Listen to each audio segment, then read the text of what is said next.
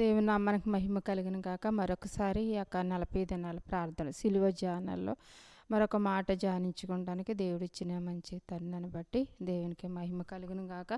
అయితే ప్రభువైన యేసుక్రీస్తు వారు ఈ లోకంలో ఉన్నటప్పుడు ఆయన మరి తండ్రికి ప్రార్థన చేశాడని దేవుని వాక్యం చెప్తా ఉన్నది. అయితే ఆయన 33.5 సంవత్సరాలు బ్రతికి ఉన్నారని, అయితే 3.5 సంవత్సరాలు ఆయన మరి సువార్త చేసి ఆయా రోగుల్ని స్వస్థపడుతూ దేవుని యొక్క నామాన్ని ప్రకటిస్తూ సువార్త దీనులకి దరిద్రులకి అలాగే మరి చాలామంది రోగులను స్వస్థపడుతూ చనిపోయిన వారు లేవనెత్తుతూ అనేకమైన అద్భుత కార్యాలు చేస్తూ ఆయన దేవుని నామాన్ని ఆ యొక్క యెరూషలేములో ఆ చుట్టుపక్కల ఉండేటువంటి ప్రతి ప్రాంతాల్లో కూడా దేవుని సువార్త ప్రకటించారని మనకు తెలుసు. అయితే తండ్రికి ప్రార్థన చేశాడన్న సంగతి అక్కడ మనకు రాయబడలేదు. కానీ అయితే ఇక్కడ మనం చూసినట్లయితే ఎబ్రిల్కి రాసిన పత్రికలో మనం స్పష్టంగా చూడగలం. ఎబ్రిల్కి రాసిన పత్రిక 5వ అధ్యాయం 7వ వచనంలో మనం చూసినట్లయితే ఆయన తండ్రికి ప్రార్థన చేశారు.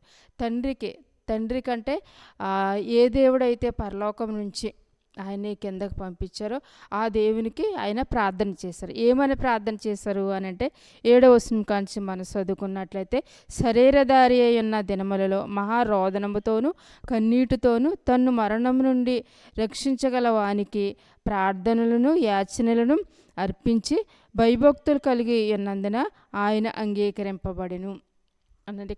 ఈ శరీరధారి అయ్యున్న దినములలో ఆయన తండ్రికి ఏ రీతిగా ప్రార్థన చేశాడనంటే ఇక్కడ చెప్పబడతా ఉన్నది ఏమనంటే మహారోదనముతోటి అంట.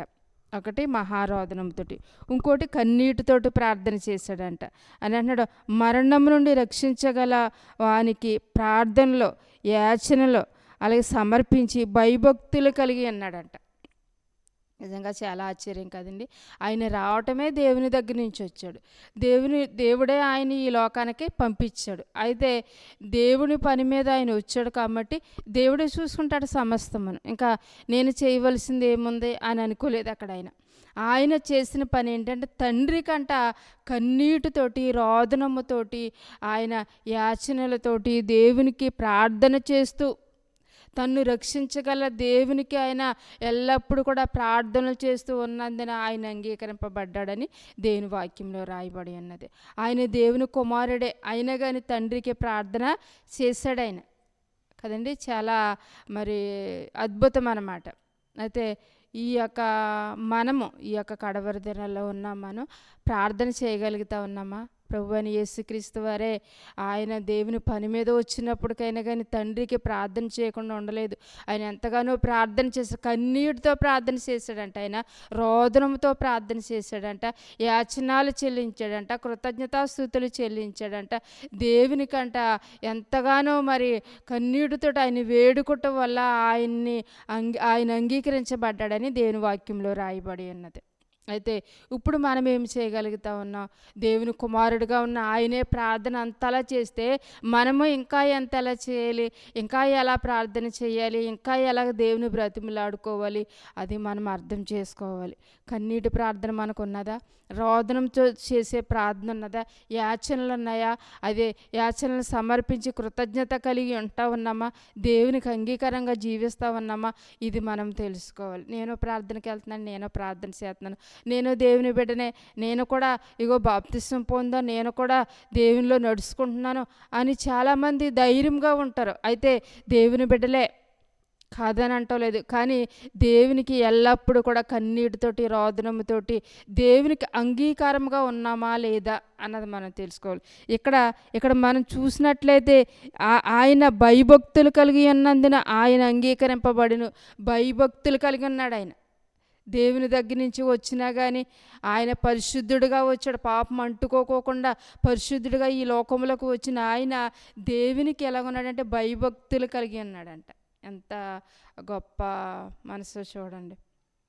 అంటే ఈ లోకంలోకి వచ్చిన తర్వాత ఈ లోకంలో ఉండేటువంటిదంతా కూడా శరీరాశ, నేత్రాశ, జీవపడం ఈ లోకంలో ఉంది. అవన్నీ కూడా అంటుకోకుండా ఉండటానికి ఆయన ఎంత ప్రయాసపడ్డాడంటే అనుక్షణం తండ్రితో సహవాసం కలిగి ఉన్నాడు. ఆయన అనుక్షణం దేవుడు అంగీకరించినట్లుగా ఉన్నాడు. ఈ లోకంలో జీవిస్తూ మనుషుల వలె అందరి వలెనే మనము కూడా ఉంటూ అందరిలాగే జీవిస్తూ ప్రార్థనకు వెళ్తున్నాం, కానీ అందరిలో ఏ మనసు అయితే ఉందో అదే మనసు మనలో కూడా పెట్టుకుని మనం చాలా ధైర్యంగా ఉంటాం. ఏమంటే నేను దేవుని నమ్ముకున్నాను. ధైర్యం ఉండటం మంచిదే, కానీ మన ప్రార్థన మన భక్తి ఎలాగున్నదనే చూసుకోవాలి. మనం దేవునికి అంగీకారంగానే జీవిస్తూ ఉన్నామా, అంగీకారంగా నడుచుకుంటూ ఉన్నామా, అంగీకారమైన మార్గము ఆలోచనలో మన పనులు ఉన్నాయా, మన విశ్వాసం దేవుని దృష్టికి అనుకూలంగానే ఉందా, లేదా దేవుడు బాధపడేలాగా ఉందా, అది మనం తెలుసుకోవాలి. ప్రార్థన చేస్తున్నామా, కన్నీటితో దేవుని అడుగుతున్నామా, అడిగినా దేనికోసం అడుగుతూ ఉన్నాం, దేవుని చిత్తం నెరవేర్చమని అడుగుతున్నామా, లేదా మన ఇష్టాలు నెరవేర్చుకోవడం కోసం అడుగుతున్నామా, ఇది కూడా మనం అర్థం చేసుకోవాలి. యేసయ్య దేవుని కుమారుడయ్యుండి కూడా ఆయన ఎల్లప్పుడూ ప్రార్థన చేశాడు. ఇంకో మాట మనం చదువుకున్నట్టయితే కింద వచనంలో ఉంది, 8వ వచనంలో ఏమని ఉన్నదంటే, ఆయన కుమారుడయ్యుండి తాను పొందిన శ్రమల వలన విధేయతను నేర్చుకొని. ఆయన కుమారుడే, కానీ ఆయన ఏ శ్రమ అయితే పొందుతూ ఉన్నాడో, ఈ లోకంలోకి వచ్చిన కాంచి సువార్త ప్రకటించటం కానించి ఆయన మీద వేసేటువంటి నిందలు కానీ, ఆయన మీద వేసేటువంటి అవమానాలు కానీ, ఆయన మీద చెప్పేటువంటి అబద్ధపు మాటలు కానీ, ఆయన ఎదిరించేటువంటి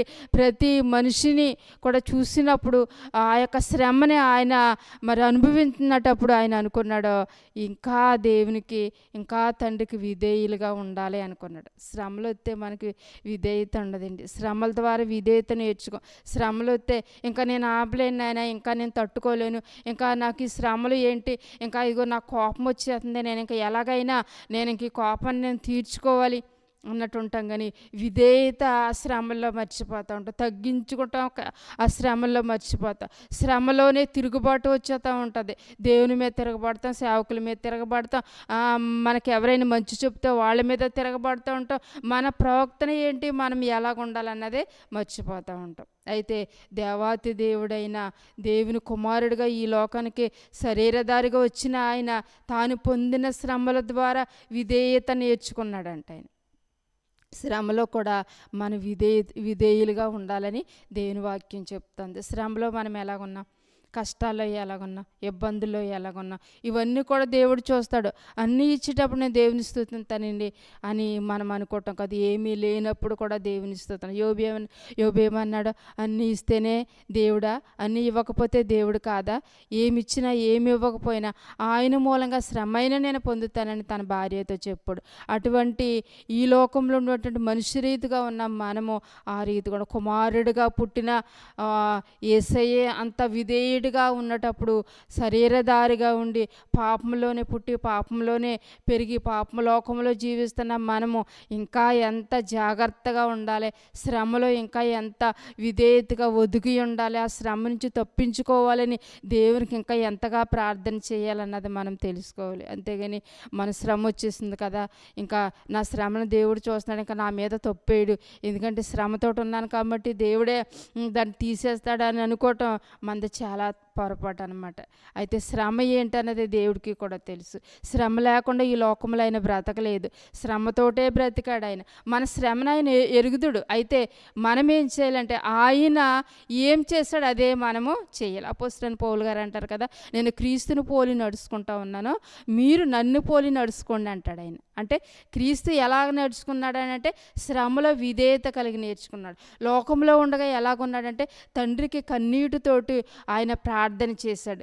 ఆయన కన్నీటితో ప్రార్థన చేస్తూ రోదనముతోను కన్నీటితోను తను మరణం నుండి రక్షించగల దేవునికి ప్రార్థనలు చేస్తూ యాచనలు చేస్తూ భయభక్తులు కలిగి ఉన్నాడు. అపోస్తలుడైన పౌలు గారు కూడా అదే మాట్లాడు, కొరింథీ పత్రిక 11వ అధ్యాయంలో చెప్తారు ఆ మాట, నేను క్రీస్తుని పోలి నడుచుకుంటున్నాను, మీరు నన్ను పోలి నడుచుకోండి. అంటే క్రీస్తు ఎలా ఉన్నాడు మనం ఇక్కడ చూసుకున్నట్టయితే ఆయన చాలా విధేయతగా ఉన్నాడు, ప్రార్థన చేశాడు. ఆయన తర్వాత శ్రమల్లో ఎలాగున్నాడంటే విధేయుడిగా ఉన్నాడు. కాబట్టి మనము కూడా మన శ్రమలో మనం కూడా విధేయతగా ఉంటూ దేవుని పోలి ఆయన పిల్లలమని చెప్పుకుంటూ ఈ లోకంలో ఒక సాక్షులుగా జీవింతూ మన విశ్వాస ప్రయాణాన్ని ముందుకి కొనసాగిందాం. దేవుడిచ్చిన కొద్ది మాటలు దీవించను గాక. ఆమేన్.